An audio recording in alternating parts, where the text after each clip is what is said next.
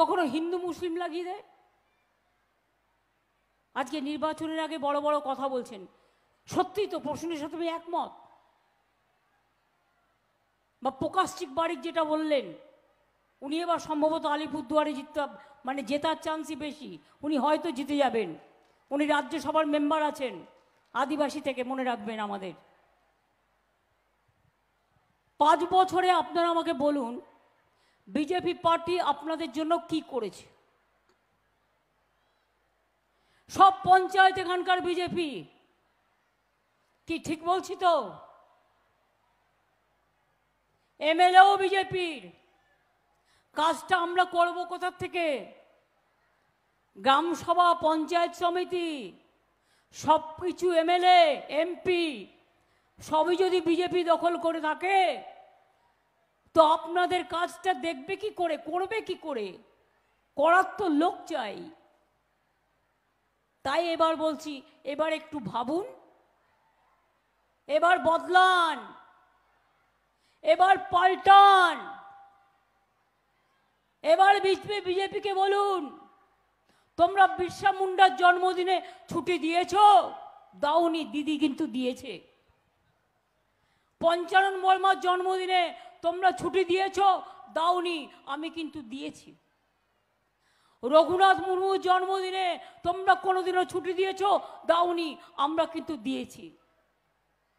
ঈদ মুবারক আমরা 2 দিন ছুটি দিই, বকরিদে ছুটি দিই, মহরমে ছুটি দিই, শবে বরাতে ছুটি দিই, ছট পুজোয় 2 দিন ছুটি দিই। মনে রাখবেন, ফুল উৎসব, করম উৎসব, ভাদু উৎসব থেকে শুরু করে যত উৎসব আছে আদিবাসীদের পবিত্র উৎসব, প্রত্যেকটা আমরা পালন করি। আমি 2-3টে জায়গায় অনেক আদিবাসী মেয়েদের বিয়ের অ্যারেঞ্জমেন্ট করেছিলাম, সেখানে আমার আসার সুযোগ হয়েছিল। আপনাদের মন্ত্রী, আপনাদের ঘরের মেয়ে বীরবাহা হাসদা, সেও আমার মিনিস্টার, আমার সাথে কাজ করে। জ্যোৎস্না মান্ডি আপনাদের ঘরে মেয়ে, সেও আমার সাথে কাজ করে আমার সরকারে। প্রকাশিক বাড়ির আগেই ওকে এমপি করে দিয়েছি রাজ্যসভায়, আর লোকসভায় জিতলে তো কথাই নেই, ওই সিটটা আর একজন পাবেন। মৌসুম নূর লোকসভায় দাঁড়িয়েছিল, দাঁড়ায়নি যে তা নয়, কিন্তু সে জিততে পারেনি।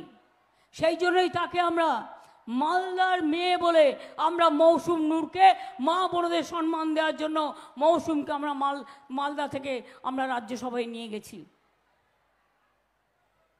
আমরা সব জাতিকে ভালোবাসি, সব ধর্মকে ভালোবাসি।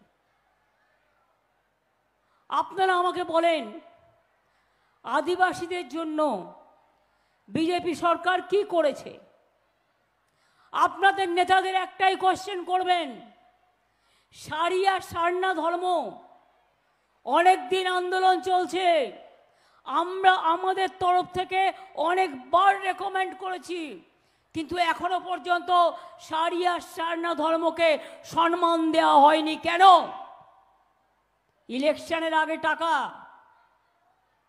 কাউকে 5,000, কাউকে 10,000, কাউকে পঞ্চায়েতের টাকা, পুরো চোরদের কারবার চলছে। ইলেকশন আসলেই টাকা দেবে। আর প্রধানমন্ত্রী যে বলেছিলেন 15 লক্ষ টাকা করে সবার অ্যাকাউন্টে জমা দেবেন, সেটা পেয়েছেন? পেয়েছেন আপনারা? কি আদিবাসী ভাই বোনেরা পেয়েছেন? সংখ্যালঘু ভাই বোনেরা পেয়েছেন? হিন্দু ভাই বোনেরা পেয়েছেন? বৌদ্ধ ভাই বোনেরা পেয়েছেন? রাজবংশীরা পেয়েছেন? অন্য কেউ পেয়েছেন? তাহলে ইলেকশনের সময় যদি কাউকে 50 লাখ টাকার প্যাকেট দেয়, আর ফোনে ফোনে কথা বলছে, আর বলছে শোন তোকে 5 দেব, কাউকে বলছে তোকে 10 দেবো, কাউকে বলছে তোকে 15 দেবো, ভোটের আগের দিন তোদের সব খাওয়া দাওয়ার ব্যবস্থা করে দেবো, এই করেই ওরা ইলেকশনে যেতে। আমি জানি ওদের ফর্মুলা। এবার 5,000 দিলে বলবেন 15 লক্ষ দাও, তার কমে হবে না, কারণ তোমরা বলেছিলে 15 লক্ষ টাকা করে জনগণকে দেবে। আজকে আদিবাসীদের ওপর সবচেয়ে বেশি অত্যাচার হচ্ছে। আর প্রধানমন্ত্রী অনেক মিথ্যে কথা বলে বেড়াচ্ছেন। একটা প্রধানমন্ত্রীর কাছে এত মিথ্যে কথা বলা শোভা পায় না, ভালো দেখায় না। আমি আপনাদের বলছি, ওনার মন্তব্য কুৎসিত। উনি মিথ্যে কথা বলেন বলে আমাকে মিথ্যে কথা বলতে হবে, আমি এটা বিশ্বাস করি না। বিজেপি পার্টি একটা বড় জুমলাবাজ, ভাওতাবাজ, ধান্দাবাজ।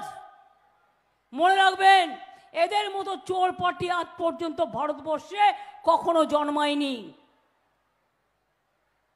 যার অনেক টাকা আছে সে এখন বিজেপিতে, না গেলেই সিবিআই,